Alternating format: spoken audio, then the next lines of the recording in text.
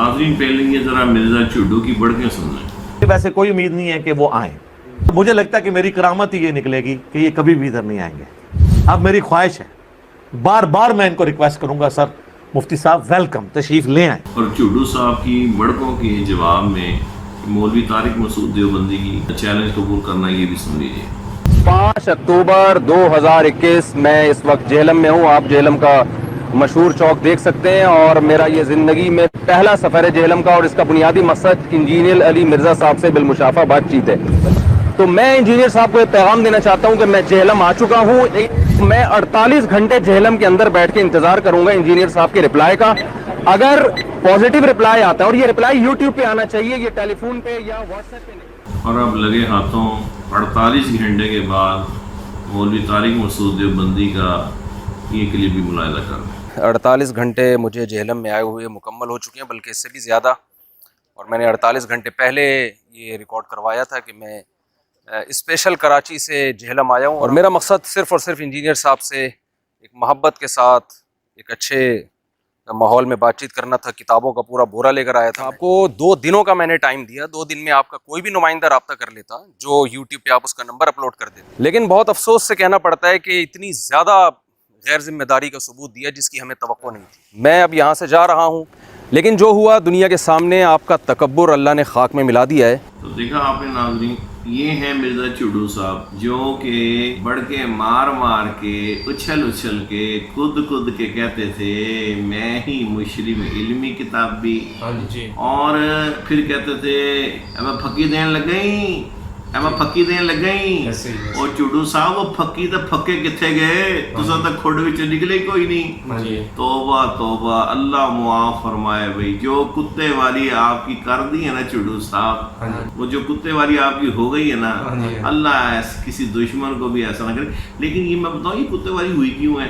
ये इसलिए हुई है कि आपने मिर्ज़ा गुलाम कादियानी फराडिये की जानशीनी का हक अदा करने की कोशिश की है। तो इसी तरह की कुत्ते वाली जो है वो मिर्ज़ा गुलाम कादियानी फराडी के साथ भी हो चुकी है। जब पीर मीर अली शाह साहब तशरीफ लाए थे तो वो अपनी खुडड़ी से नहीं निकला था। दावा ये कि जी मैं इल्मी किताब भी, औकात और करतूत वाड़िए तो जनाब सन्नाटा ही छा जाता है। पता लगता है कि जिदा मौत ही पै गई है, हुण कोई जड़ा बोलने वाला ही नहीं रहा। और मैं हैरान हूँ कि जब मुफ्ती अली नवाज साहब ने इनके 160 झूठ हाईलाइट किए, लेकिन ऐसे ढीठ मिर्जा के फॉलोअर जो कि सवाए इस गर्दान करने के नहीं ये झूठ है, नहीं ये झूठ है। अच्छा फिर शोर लगाएंगे वीडियो काट दी, वीडियो काट दी, वीडियो काट दी। वो जनाब हुण दसो चुड्डू साहब, हुण वीडियो कट हुई है या हुण यही कोई फ्रॉड सी? तारिक मसूद देवबंदी जब आया है जेलम में ते सर हुण इहदे वास्ते की फरमाओगे कि ये हुण की कट दिता तुहाडा? लेकिन बात ये है कि बेशर्मी की कोई हद तो होती नहीं है। नाज़रीन देख लीजिएगा आप, इस पे भी ये कोई ना कोई और नया इशू निकाल लेंगे। इनका कोई पता नहीं है, ये कल को यही कह दें कि वो तारिक मसूद जेल नहीं आया था, वो तो टिब्बा सुल्तानपुर आया था। हाँ जी, पीछे जो है ना वो उसने सीमेंट में खुद ही लिख दिया था कि जेलम का ये वो है लिखा हुआ। हाँ, इनका कोई पता नहीं, क्योंकि जो बंदा 160 झूठ नहीं मानता, 160 झूठ, वो भी वीडियो में, वो भी जनाब दोनों वीडियो आप साथ साथ जो है मुफ्ती अली नवाज साहब चलाते हैं कि ये देखो पहले इसने क्या कहा, अब क्या कहा है, और दूसरा ये कि हदीस पाक में कुछ लिखा है और ये कुछ कह रहे हैं। तो चुड्डू साहब हमारा जो है गुमान है, इस हवाले से गुमान गालिब है कि ये आपको सहाबा किराम अलैहिमुर रिदवान अजमईन, नबी पाक अलैहिस्सलातु वस्सलाम, बुजुर्गान दीन के खिलाफ भौंकने की वजह से ही आपकी कुत्ते वाली हुई है। अच्छा सर फिर उत्थों दी ये दावे सुनो, कहता मैनू लगता है कि ए मेरी करामत ही हो जानी है, नाले चुड्डू ते नाले करामत है। वैसे सर अखीर नहीं, यानी करामत दा तुहाडे नाल की ताल्लुक साथ दी कोड़ किली ते शतीरा नु जप्पे, कहंदा वो मेरी करामत हो जाएगी। सर ऐसी करामत हुई, ओए होए होए होए होए, ऐसी करामत हुई, मैं कहंदा सर दुनिया ने देख ली करामत। सर वलियां नु बंदा भौंके तो फिर आखे मेरी करामत। पहले तू अपना ईमान साबित कर चुड्डू, पहले अपना ईमान साबित कर, फिर तू करामत की क्या बात करता है। तू पहले जो है वो तौबा तायब हो जा, हाँ मरने से पहले तौबा तायब हो जा, ورنہ اللہ کا عذاب بڑا سخت ہے. بے شک. اور حدیث پاک ہے بخاری شریف کی، من عاد علی ولیا فقد آذنتہ بالحرب، جو میرے کسی ولی سے دشمنی کرتا ہے میں اس کے خلاف اعلان جنگ کرتا ہوں. اور اعلان جنگ میں ہر فریق دوسرے فریق کی قیمتی چیز چھینتا ہے. صحیح جی. تو کسی دیوبندی کا کچھ نہیں کر سکا جس کو ہم بھی کچھ نہیں سمجھتے، تو رب پاک عز و جل اللہ کا کیا کر سکتا ہے؟ لیکن پر اللہ پاک تیرے ایمان کو چھین لے گا. صحیح. اپنی روش کو بدل. اچھا تکبر جو ہوتا ہے نا، تکبر یہ بھی انسان کو لے ڈوبتا ہے. جی. اب ان کے فالوورز کے تکبر پتہ کیا ہوتا تھا کمنٹس میں؟ the damage has been done.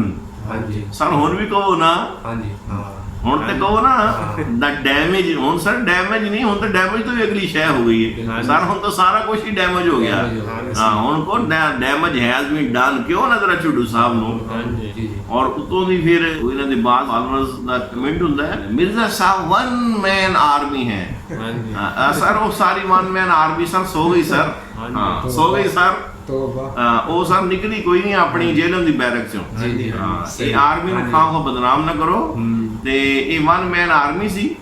تے میرا تو خیال ہے کہ جڑے نال جو اور بھی چیلے کھانچے سیگے انہاں دی بھی آواز کوئی نہیں نکلی.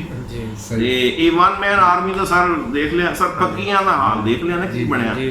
یہ چوڈو صاحب علمی حکڑا، علمی حکڑا جڑا نا چوڈو صاحب وہ دی قدر کرو. ہاں یہ جڑے تو علمی حکڑے دے نا یہ دی قدر کرو.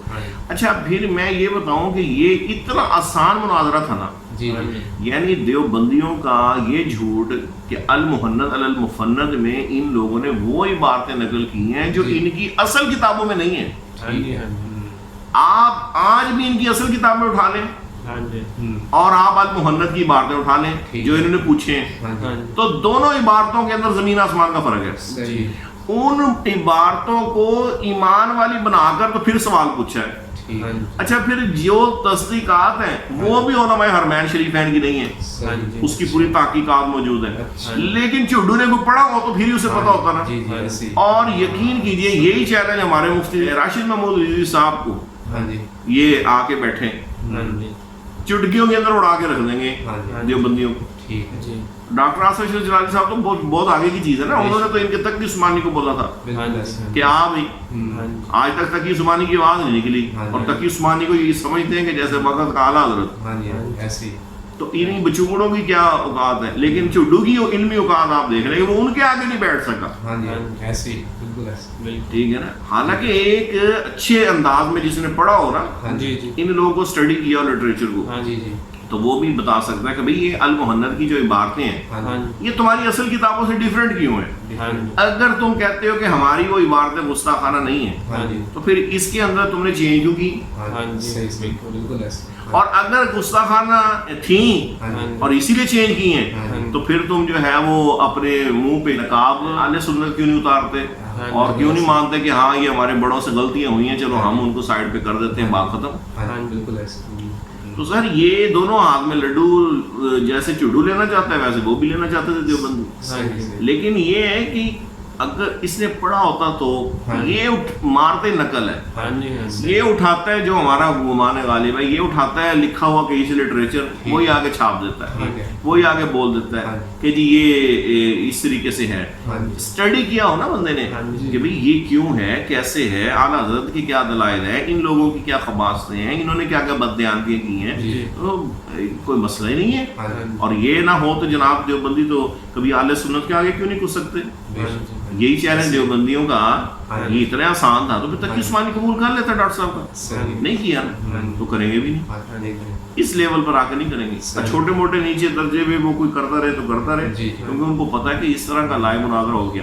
اور چوڈو کا بھی مقصد جہاں تک وہ بھی تھا کہ میرے اندر جو ہے وہ کتنی کے ہے، لیکن ویورز لینے ہیں، سبسکرائبر لینے ہیں. اور اچھا پھر ان کے یار فالوورز پہ میں حیران ہوں. ہم اس کی ویڈیو بناتے ہیں تو ظاہرہ اسی کی تصویر لگانی ہے نا بھئی، ہم اس کو مخاطب ہیں اور وہ ہمارا مخاطب ہے، تو ہم نے اسی کی تصویر لگانی ہے تاکہ لوگوں کو پتہ لگے کہ ہم نے اس سے بات کر رہے ہیں.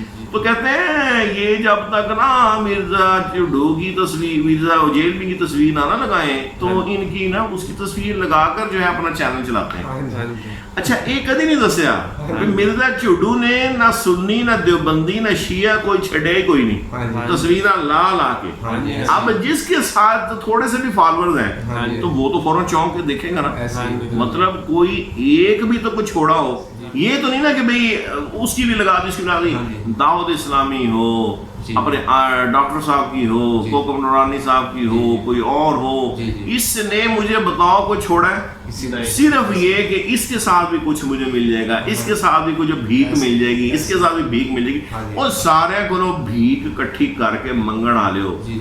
اور ہم ایک تصویر اس کی لگا دیں چڈو کی کہ یہ قادیانی ایجنٹ ہے، یہ دیکھو.